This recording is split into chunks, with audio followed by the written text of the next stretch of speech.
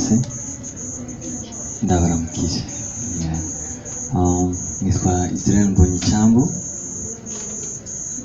nkaba nturutse mu Rwanda, Kigali.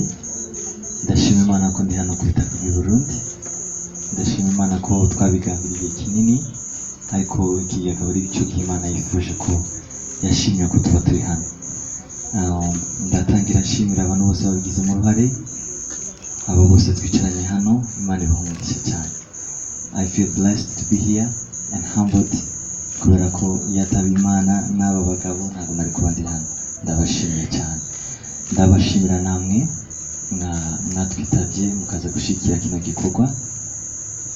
Ijambo ry'Imana riravuga ngo niwe duhesheje igikundiro ngo no kuba intumwa kubw'izina ryayo, kugira mu mahanga yose habemo abizera babeshejwe no kumvira. Donc ibi byose dukora n'Imana yabiduhaye kugira ngo tubikore, hanyuma mu mahanga hazaboneka abantu bumvira Imana. Rero ndanezerewe uko niyumva n'umunezero gusa. Ibitaramo dufite ni ibitaramo bibiri, kimwe kizoba ku itariki 30 z'ukwezi kwa 12, ni this Friday. Ikindi kizoba on Sunday tariki ya mbere muri 2023. Ni ibihe bizaba bidasanzwe. Abo twari kumwe kuri airport nababwiye ngo icyifuzo cyanje muri iki gihe ni ukubona Imana ikora mu bintu bifatika, kubona Imana ntibibe kuririmba gusa. Umugabo witwa Dawidi yararirimbaga imyuka mibi yari muri Sawuli ikamuvamo.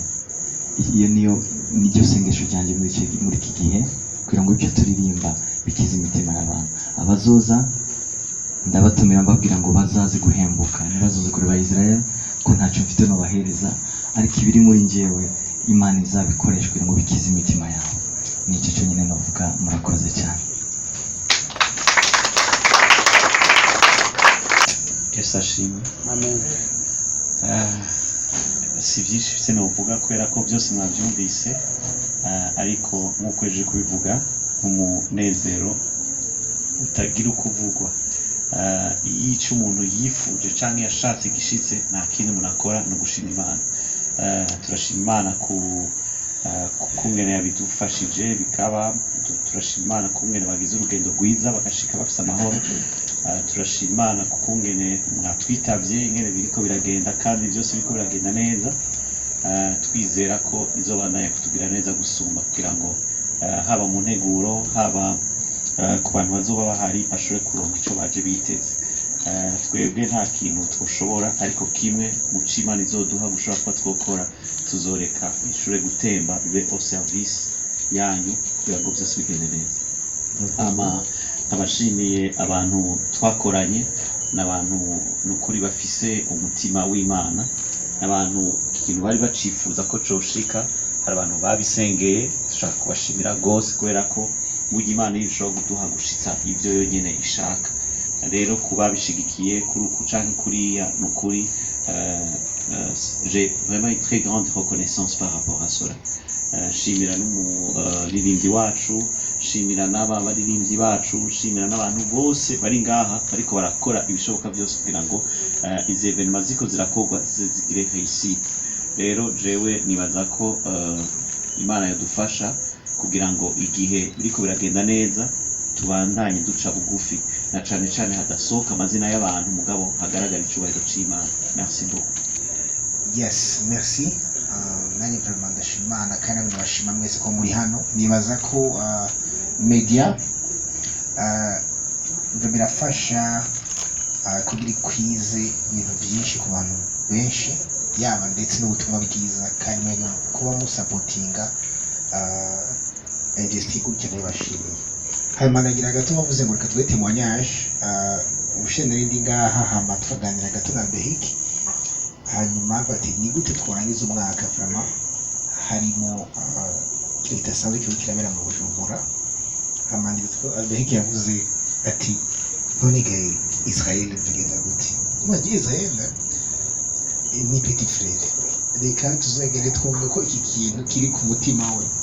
Amajeze mu Rwanda turaganira na Israel arambwira turaganira, ntabwo twahuye dushaka ibyo tuganira ibindi bintu dushaka gukora. Hanyuma sinzi ukuntu ikintu cy'u Burundi cyaje, arambwira ati nifuje kuyivuga ibintu kuva kera ati hari icyo Imana yabimbwiyeho kuja Burundi ariko bigenda bidakunda ati n'amahera simeze bide tugende Burundi abizi murabizi ko ngaha ni muhira tujye muhira basi bati reka tubikore turebe amaro ndashimana cyane rero kuva uwo munsi byaravuye ku kintu of course cyane no muri Israel tupagana Belgique Jean Paul tujoininga ndabashima cyane hanyuma turi hano rero umunsi wageze amareka turi rero sasa Imana ifitiye Bujumbura mbere ko nakurangira. God bless.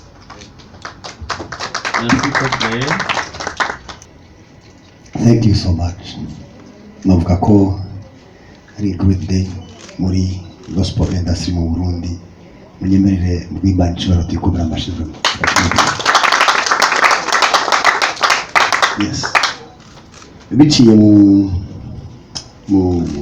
munezero mu bihugu byinshi umuhanzi cyangwa umuririmvyi aramye Imana cemwe muri makuru Israel Mbonyi atubyagiyemo muri bu amoni invest legacy cyangwa bujanye event n'abamenyesha makuru ndavye abantu bari imbere yacu ndavye kuni yategere ku kibuga c'indege ndavye kuni yakurikiranwa hirya no hino ndavye abantu ba mashengero canke abantu baba inspiré par amachanson yiwe nibaza yuko kuba abantu batatu biciyemo kandi na Zambich yakoze kugira ngo ibintu bigere aha bigeze je vraiment novuga ngo ibyo byose kwa bibaye kandi bikaba à la fin de l'année nibaza ko hari ikintu kininiya kibasha kuba un signe pour la fin et le début, la fin de 2022 et le début de 2023 dushaka twiteganye umutima wagutse. That's right, je nk'umwe mu bantu barimo numva noshima Imana kuko ejo twabarijwe ibibazo batubwiye ati eske Israel Mbonyi azokwinjira zoshika zogenda gute. Il y avait pas mal de questions, est-ce que ntiyatubeshe naho muri ko muravuga muri sûr rero munsi la certitude si tweza kwerekana vous êtes là Israel Mbonyi. Merci beaucoup ja baduteye iteka abantu bose bari biteze exactement si vous allez venir. Merci beaucoup. Rero nagomba gutanga un petit message kwa bantu bose bahari jusqu'à l'heure actuelle maze kubona ama réservation yihuta kuvugeze ngaho kigaca indege. Yes, namaze gutelefona abantu batandukanye namaze kuronka 25 appels. Hamwe bafata 15 abandi imwe abandi za uravyumva byamaze kugira. Seulement le petit message notanga nuko bimwe bavuga kugura ibintu ku mwanya wa nyuma bagaca dutwara muri inconfort ya management bo dutera iteka bakabikora hakiri kare pour les accueillir dans la royauté et dans la sincérité. Je vous aime beaucoup, bienvenue. Le Saint-Esprit est au rendez-vous, la classe, le service, sur tous les aspects. Nimeze neza, nubaza ko ibyo nabonye bariko barakora buja event legacy bu abantu bose ko barakora aba journalistes no basira ko mushora kuronka même plus de 120% de vos attentes. Que Dieu vous bénisse beaucoup. Amen. Ko Arsene abivuze nitwa Ihuize Cedric. Nayo se question imwe nshobora kubaza Israel Mbonyi kubera iki izina ICYAMBU. Okay, niyo question yanje. Subiramo. En fait ariko aravuga izina ryiwe yarangije ko ICYAMBU kubera iki izina ICYAMBU.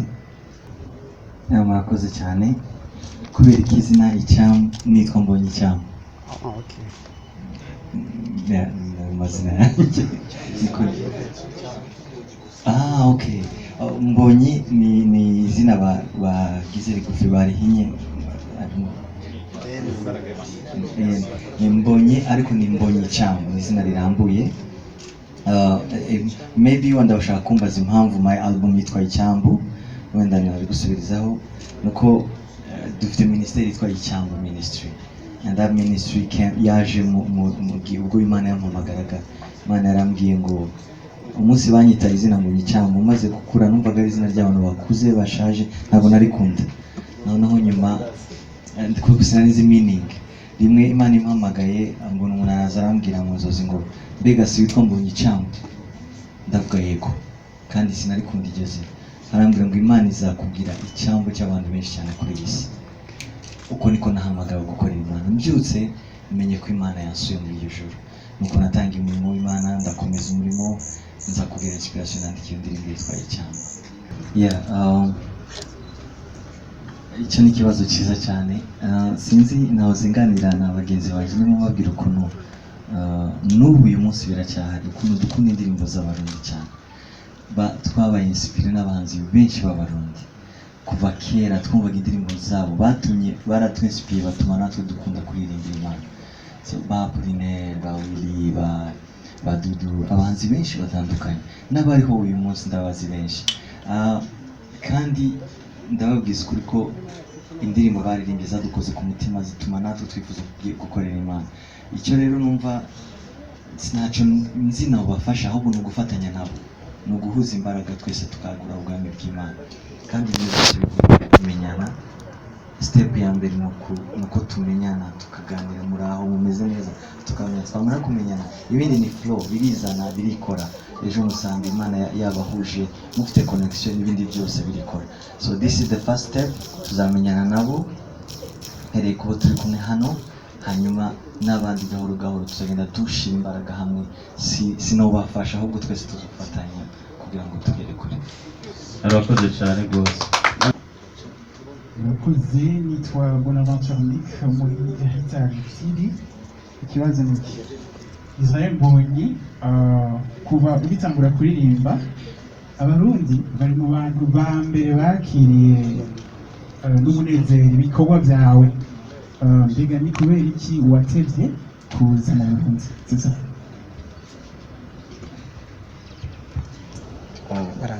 Ni igihe cy'Imana, ni Imana nyine yashimye ko tuzo. Buriya muri gahunda y'Imana yari iki gihe nicyo cyiza. Iyindi minsi yose twarabyifuza ariko ntibyagenze uko tubishaka. Nitwa Thierry Rukundo, Iriwe Ryiza TV. Ikibazo nagomba kubaza Israel Mbonyi kiravuga kiti, Israel Mbonyi tumuzi nk'umuntu azwi cyane muri gospel mu Burundi ndetse no muri East Africa. Irihe banga ryo kumenyekana kwawe? Mbega fanatisme ukuntu kuzo cyane uhora ubijera gute kugira ngo biguhe gushobora kumvira Imana? Yeah, that's very nice. Icyo ni ikibazo cyiza cyane. Njyewe kumenyekana sinari mbizi ko bizoba, sinigeze nanabisengera, Imana yarabikoze. Ariko iyo wamaze kubigeramo hahora hari room yo gukura. Buri gihe aba hariho espace yo kugrowing, ukagenda ukura, ugenda wiga, Imana ikwigisha. Kubijera ni class, ni ishuri, n'ubuntu bw'Imana. Imana iragenda kwigisha ukuntu bikora. Ariko hari ibintu bitatu by'ingenzi njyewe bifasha. Ni ukuguma ku isoko, ni ukuguma uko natangiye abantu bataramenya, nkunda gusenga, gusoma ijambo ry'Imana, mba mu nzu y'Imana, ni icyo kintu cyamfashije. Icya kabiri ni kuba honest, kugira discipline mu byo ukora. Niba uvuze yego ikaba yego, niba uvuze oya ikaba oya, bituma ugira credibility mu bantu, discipline yawe iba recognized, kandi ukagira n'imbere y'Imana ukakiranutse. Icya gatatu ni ugukora, ni gukomeza gukora, kuko Imana ikunda abantu bakunda gukora, gusura indirimbo, kazi, n'ibyo bintu bitatu: kuba imbere y'Imana, kugira discipline no gukora. Ni benshi nzi nkurikirana, ntereye ko navuze kare, ariko bose ni bene data. Munyemerere simvuga izina ku rindi, abo nifuza twakorana ni bose bakunda Imana, twahuje bose twazakorana, nta kibazo kirimo. Yego, turangirize kuwitwa Ronzo muri Bujayifa ibibazo.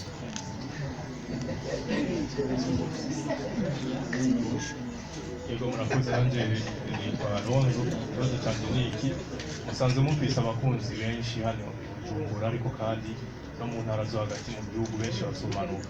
Mbega bitege performance imeze gute? Ikindi kibazo nacyo, turatubona kenshi no ku ma réseaux sociaux mugira concert live, mukabigira neza cyane rwose. Abazoza kuri ibi bitaramo bitegeye ko muzoririmba live canke muzoririmba? Yes. birumvikana icyambere nuko tuzocuranga live twazanye na equipe yose abantu benshi team yanje yose irahari tuzataramana ikindi wavuze na abantu bazoturuka ahandi bitega iki kubwanjye sifite icyo nzi nubwira umuntu ngo yitege ariko icyo nzi nuko ikiri muri njyewe Petero ngo mugenzi we babwiye ikirema cyaraho ngo barambwira ngo ifeza n'izahabu ntabyo dufite ngo ariko mu izina rya Yesu haguruka ugenda sibyo twebwe ntabwo nzi icyo nabwira abantu ngo ndabahereze gifatika ariko nzi neza ko ibiri muri njyewe bibasha gukiza ubugingo bwabo by'Imana yashizemo bibasha kubavura bazaze biteguye kumva Imana kubona Imana mu byo tuzaba turi gukora ikindi nababwira nuko muri gahunda numvishe hari si hano buja gusa Bujumbura numvishe ko hari n'indi gahunda izaba nyuma kandi nziza bazatumenyesha tugatarama turi na benshi kurushaho yego murakoze cyane tubashimire rero kubona mwaduhaye umwanya wanyu dushimire ku nyishu nziza umuhanzi bafite umuhanzi niko byita umu-artiste cyangwa umuririmbyi ISRAEL MBONYI yashoboye kugira dushimire n'aba bandi ba artiste bazodushigikira muri ivyo biro muri izo concert. Okay ngo akeneye kumva ijambo rimwe ribavamo nabo kuwumva iyo umuririmbyi azi kuririmba iyo yumvise uwundi aririmba araduzwa sivyo yumvise uwundi avuga reka tubumvirize sivyo isegonda zingahe tumwumve bavuga okay bavuga merci Pastor Lopez makajika ladies okay reka turere kuri Venice shit okay reka tumwumvirize gatoyi kugira yaramutse. Bonsoir tout le monde. Bon, first of all, thanks for the opportunity. I really appreciate it. Jendi ready kuri le 30. Bon, muzoze muri benshi ndazi ko tuzoheza twese kandi ndishimye ko turi ngaha twese. Amahoro cyane. Ni Lopez ni nahazwe cyangwa pasteur hama natwe turanezerewe kubona ISRAEL MBONYI hama ku giti cy'iwanje navuga ko nabwira abantu kandi kuza bagize ico biteze ko ico uzoza witeze nico uzoronka niwaza witeze kubona umuntu no kuruzobibona ariko kandi niwaza witeze no guhura n'Imana uzoronka ikirengeye kubona umuntu kandi nukuri ijambo ry'Imana nkuko ribivuga ibirenge by'abazanye ubutumwa bwiza ngene ari byiza kandi ari by'igikundiro nibaza ko hari ubuntu buri kuri twebwe ariko kandi hari n'ubuntu Imana yasutse ko kumushitsi wacu ari we ISRAEL MBONYI nobwira abantu rero kuza mwiteze bidasanzwe nukuri ikirere kimeze neza cyane Imana ibahezagiye. Yego turakoze inyenyeri guserukira inyenyeri